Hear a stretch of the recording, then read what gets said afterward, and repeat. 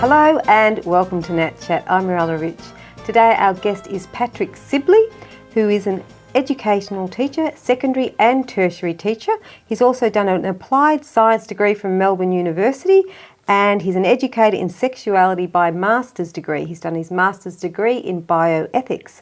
Welcome to the program, Patrick. Thanks, Mirella. Can you tell us a little bit more about your studies? Well, I studied at Melbourne Uni after finishing school and working with my dad as an apprentice on the farm, milking cows. Oh, wow. And then I went off to Dookie, campus of Melbourne Uni, and looked at, especially at dairy management there and pastures, and worked with Dad on the farm every summer, mainly driving tractors and grabbing thistles and carting hay and milking cows. And a few years later, I did a qualification to be a teacher, and then which was just a one-year course, which meant I didn't know a lot about teaching. Yep. And I've done further education in teaching as a result. And I also began studying for a master's degree in bioethics to give me some equipment to understand science in the context of theology and in the world, I suppose, to get a bit of a balanced view of what's happening socially and culturally. Okay, so how many years would you have studied altogether? About 7. 7 years. And you have a passion in these areas? Yeah, very much. Beautiful. And tell us a little bit about your background, how you grew up. I grew up on a farm, second of 6 children, 3 little sisters, a brother either side of me. Mum is very working class, down-to-earth lady, the oldest daughter of Italian immigrants, left school at 14. She had a finely tuned, I don't know what to call it, there was no bull dust in our house. She worked in a factory for 7 years and then got married at 21. Gee. Dad was, I think he's about 5th generation Australian, Irish, English background. Yeah, like mine. Yeah, and we grew our own vegetables and had fruit trees, and Dad slaughtered the sheep in the backyard, and we just lived off the land very much in our upbringing. Okay, and then you decided to leave the farm and go off and study, or you went to boarding school for a while? I got sent to boarding school. Oh, well, I asked to go. I was the only one of the children that went for the last 2 years of school. And then I worked with Dad as an apprentice, milking cows and driving tractors mainly, before I went off to study ag science at Dookie College and campus of Melbourne Uni. Oh, okay. And then, a few years later I did the other studies. Okay, and so tell us today, what would you like to talk about? You were talking about off camera about the Safe Schools program. Could you sort of elaborate on what that is? Because safe school sounds, when I hear the word safe school, it sounds like a safe thing, like a happy thing, a safe place to be. But what is your information on this? My information is that there are many parents who have a genuine concern for their children. The word safe is a very safe word to be using for safe schools. It's a concern of all parents everywhere that their children go to school and be safe, be welcomed, be esteemed, and not to be mistreated. This is just expected. It's implicit in our education system, and historically it's always been what's expected at school. The Safe Schools program, I want to argue today that it's, ironically, many things that are not safe. Okay, and so why is the Safe Schools program so unsafe? I would say that there are elements of it that are not safe because it's founded on what we call gender theory. Now, gender theory is making a distinction between, so telling children that their biological sex is their sex, but their gender is how they feel on any given day. So I would argue that it's a little bit unsafe to be complicating some very basic understandings of children.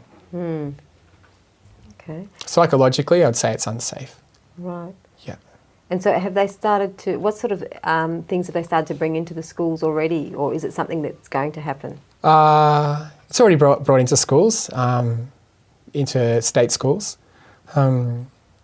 There's another program that's related to safe schools. It's called Building Respectful Relationships, which of course too sounds like a nice thing. Yeah, it's a wonderful wording, but also embedded in Building Respectful Relationships is also the same queer theory or gender theory, and it has a certain intention.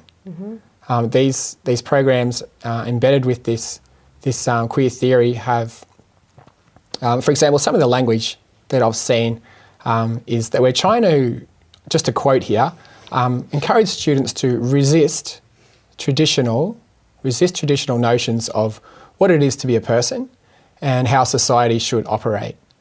So even though it's presented as a anti-bullying program, really what it is, all the evidence is there to say, written into the language of the programs, that this is really a social reconstruction program. The language used there is we want to deconstruct, so break down what they already know. It's effectively to take over the role of parent. That's not written, but that's what it's effectively doing. We deconstruct what they think and know and understand, and we then ask them to reconstruct reality, in effect. So talking to the children about resisting tradition, including how they might see themselves, how they might identify as a sexual being, and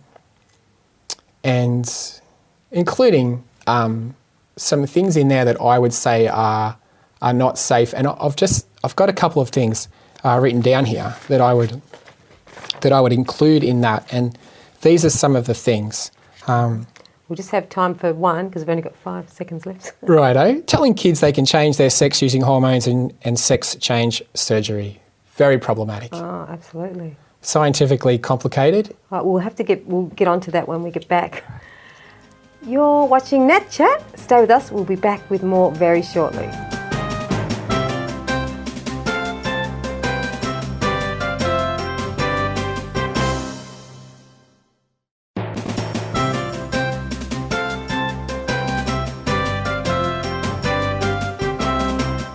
Hello and welcome back to Nat Chat. I'm Mirella Rich. If you've just joined us, we're here with Patrick Sibly. Welcome back to the program, Patrick. Thanks, Mirella. Now, just before the break, you started to tell us something. We were talking about the Safe Schools program, and you mentioned something. I'm not sure what you mentioned. Could you we'll go back into that? I was just raising a few points in the Safe Schools program, also reflected in the Building Better Relationships, Respectful Relationships, program, which is the... Is that also done by the Safe Schools program? I don't know if they are immediately aligned, but they carry the same flavour. Okay. That's all I can gather so far.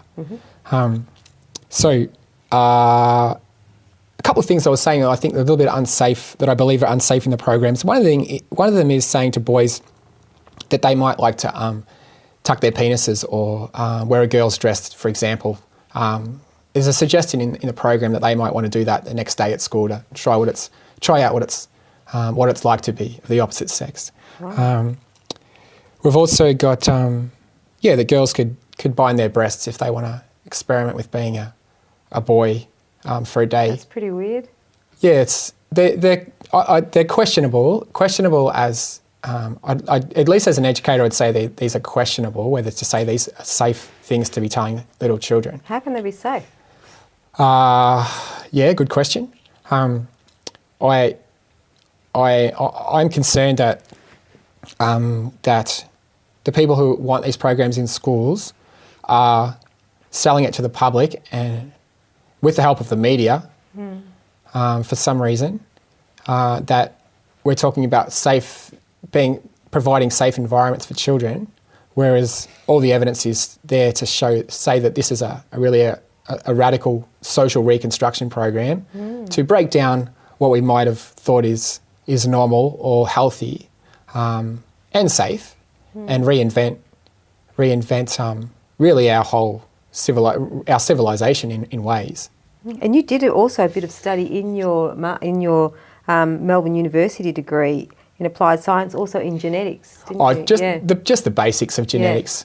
Morello, I understand a little bit about genetics, and I'm often amused, or really not amused, annoyed when I see commentators who know nothing about even the basics of science talking about someone may have come up with a scientific theory, or some tough scientists say it's all just media propaganda about what people are going to find out, which was determined by genetics, or that someone was born that way, or you just have to talk to scientists that do know about people's feelings, which is psychiatrists, psychoanalysts, developmental psychologists. I don't hear anyone quoting them. They're the people that know. They tell us that people's feelings are to do with development and relationship, which makes complete sense. And to go talking to children about complex issues about their body is very questionable, in my understanding anyway. So it sounds like it's kind of obstructing normal natural growth. It could be interfering with that. It could be, but at the same time, we can't negate or reject the fact that people do have many experiences that may not be the norm. They will be attracted, boys will be attracted to other boys, girls will be seeking relationships with other girls. But there's all sorts of proper scientific proof to show that that's nothing to do with genetics, which reminds me of something I'd like to talk about is what Joseph Nicolosi, a man with about 30-something years of experience in psychoanalysis, particularly working with men with same-sex attraction. And he talks about the 4 gay fallacies, which I think are really important. They help with this conversation. And the first gay fallacy is that you're born gay, it's genetic. Now, to say that feelings are genetically heritable is an enormous stretch of the scientific imagination. It's science fiction. Last year I was having a conversation with a German scientist. She's married to her wife, and she's working on the Human Genome Project in the United States. And she told me that they are producing 100 gigabytes of data every day, mapping the human genome. And this is her life's work. And I'm thinking, later I thought, goodness, like what for? 100 gigabytes a day, it's a lot of information to prove what? Like to find out what? And I really think people are looking to discover the meaning of their life, the meaning of their feelings and experiences, and to provide justifications or explanations for how we feel and what we do. And I think from what I've seen and from what I've heard from Nicolosi and other psychologists, it's to do with relationships. The other 3 gay fallacies that sort of speak into this whole cultural sort of milieu that we're dealing with here, breaking down the human person. Once gay, always gay. You can't change. 10% of the population is gay. That's based on Alfred C. Kinsey's junk science, really, from the 1960s, when it was discovered that 40% of his sample were sex offenders from a prison. And then he had the gumption to come out and say 10% of the population is gay. And the last one is an interesting one of Nicolosi's, which is that the 4th gay fallacy is all homosexuals are gay. Now, I think this is a really important one because he knows, and I know, that there are many, many people who have experienced same-sex attraction who are not one bit interested in the gay agenda. It's the gay agenda which is pushed in the media by a very small but very loud minority who are very powerful in the courts as well. If they want to force you to agree with them, they can drag you through the courts. But not everybody who's experienced same-sex attraction wants anything to do with that culture. And very interestingly, when they changed the marriage laws in the United States, only 9% of the gay couples chose to get married. So it's almost like a part of the media frenzy. But coming back to the genetic side of things, in the Safe Schools program as well, there's that push to say that people are different. And all right. Well, we'll have to continue with this. We've got to go to a break now. You're watching Nat Chat. Stay with us. We'll be back with more very shortly.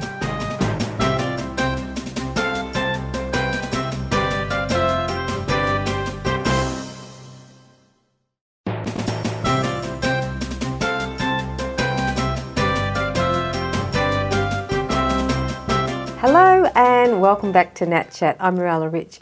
If you've just joined us, we're here with Patrick Sibly. Welcome back to the program, Patrick. thanks, Mirella. Now, tell us, what were you talking before a little bit about? You said something about the complications with encouraging children to reconsider their gender. And you were talking something about earlier on about hormonal things that they're doing, and I'm not sure. Yeah, changing their sex through surgery and hormones. Very unsafe, very complicated, historically... dangerous, physically dangerous. Yeah, very problematic.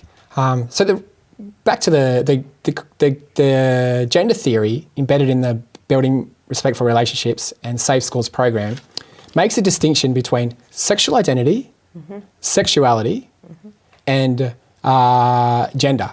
So your sexual identity, breaking that down to who you're attracted to. Whereas in a simple form, your sexual identity would equate to your biological sex. So it's sort of muddying the waters a little bit between feelings and what your body would, how you would agree with your body. So to say that you were born that way, a little bit not connected with your body, a little bit disjointed from your biological sex, then provides a ground for arguing for a gender reassignment or passing on to the children the message that they can change their sex by surgery and hormones. Now, anybody that knows anything about gender reassignment knows that it's bad medicine. Dr. Paul McHugh, psychiatrist, he was the psychiatrist in chief at Johns Hopkins Hospital in United States for about 25 years. So he put an end to gender reassignment in adults in the 1970s. And the main reason was because his bottom line was, you don't fix emotional problems with surgery. You've got to deal with the emotions. Joseph Berger, also another psychiatrist, I think he's Royal College of Surgeons and in Canada, he talks about the impossibilities. It's the impossibility of changing someone's sex. It's not actually possible. So another very clever use of language by people masquerading as protectors and educators of children, which really just have a radical social agenda. Sex change is not possible. Dr. Nick Tontafilippini, the late Dr. Nick, passed away just over 2 years ago now. He explained it to me like this. You mutilate perfectly operational genitals. You maintain a facade of another sex through hormone therapy for the rest of their life. So creating a pretense, imitating somebody of the opposite sex. Joseph Berger used very strong words, saying, look, we're talking about if their mind doesn't correspond to reality, then we're talking about psychosis or we're talking about serious disorder. So we need to deal with those things, and they can't be fixed by surgery. Dr. Nick said, look, you can change the outside, but the problem, the experience is inside. You can't change people's feelings or... So to start talking to little children about, they know what their body is, they have natural defences, shame, good shame, I mean, to to protect themselves from the boys looking at them, for example, if they're a girl, or their parents tend to teach them things that to sort of give them this complex framework of what sexuality and gender and sexual and identity is, seems to be going in the opposite direction to what safety or common sense, which is what the parents are going to give them, seems to be going against that. And as an educator in sexuality, there are 2 golden rules. And one of them is you don't introduce to children what they haven't already been introduced to by their first educators, the parents. I'm not their first educator. The parent is their first educator. If I don't serve the parent's role, I'm out of line. The second golden rule of sex education is you don't teach them anything that's titillating, sort of to raise the erotic sort of reaction in the child or the adolescent, which is one of the reasons why the safe sex message is poisonous. There's nothing safe about safe sex. I was talking to a class of nurses and midwives a couple of years back at ACU that I was teaching, and they know it. I mean, I said there's nothing safe about safe sex, and they all laughed. Anyone who knows anything about health and sexuality knows that the safe sex message is abusive, damaging. So how did I get onto that? Sorry. Yeah, no, but what is the safe sex message that they're giving them? Well, that you apply contraceptives and that a very serious act is going to be safe. Far from safe, but it's a high-risk exercise. Pregnancy could create a new human life. Chlamydia can't be prevented through the use of a condom. 2 in 5 girls in the Northern Territory have chlamydia. Wow. It causes infertility. It has no symptoms. You only find out by going to get a test. There's all sorts of reasons why those things are very complicated. But how did I get onto talking about safe sex message, Mirella? We were talking about what are the complications with encouraging children to reconsider their gender. Yeah, and sex change surgery, apart from being not possible, it's biologically impossible to change your sex.